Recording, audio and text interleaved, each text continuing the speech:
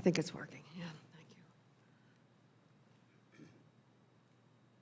In so many ways, I've been sitting here thinking, what in God's name can I possibly say to any of you? Your loss is unimaginable.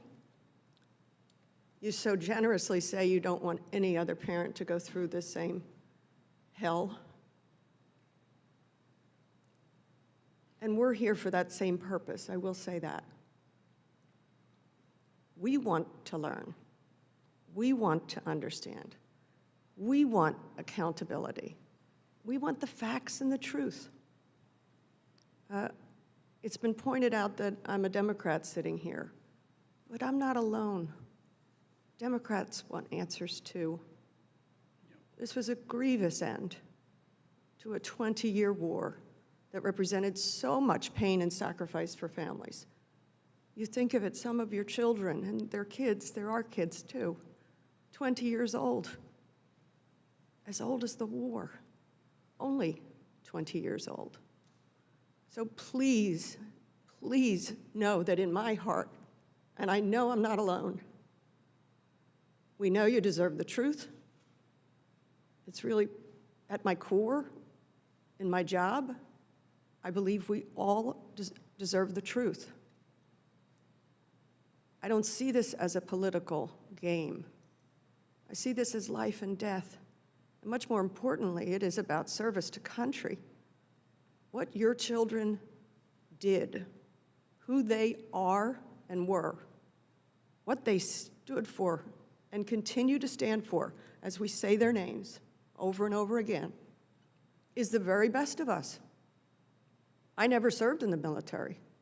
I'm in extraordinary awe of our veterans, of our Gold Star families, of those we've lost. So please, please know you are not alone in your search for the truth.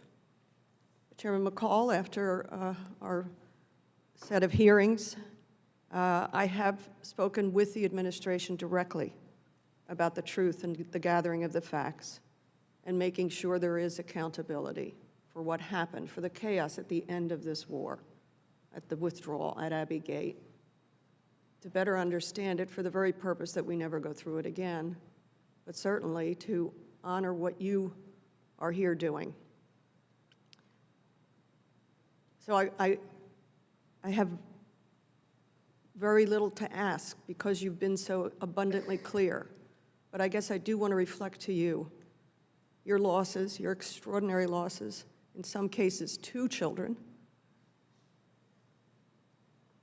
and what you bring to this table, sadly what you have to bring to every day, the strength to make sure we know your children's stories. I think it was you who said your son had taught you a lesson as you move forward in life. Your children are continuing to teach us all lessons. We honor their service. We are compassionate to you.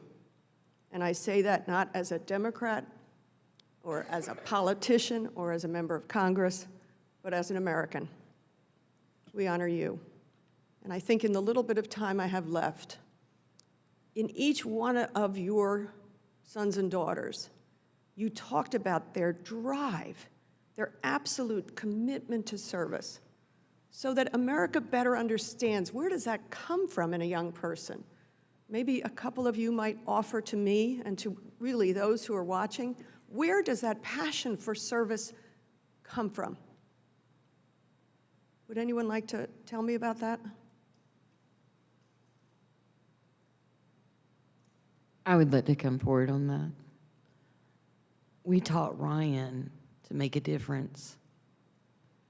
And from an hour old, he did a push-up. We knew he was going to be something.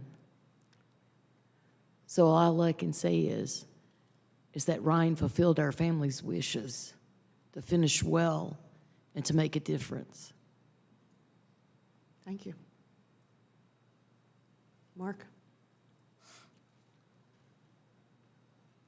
We raised Jared with morals and dignity, with the faith and belief in God. And he knew the difference between right and wrong. He understood the difference between David and Goliath. I guess he always kind of pictured himself as David, but what other place could you ever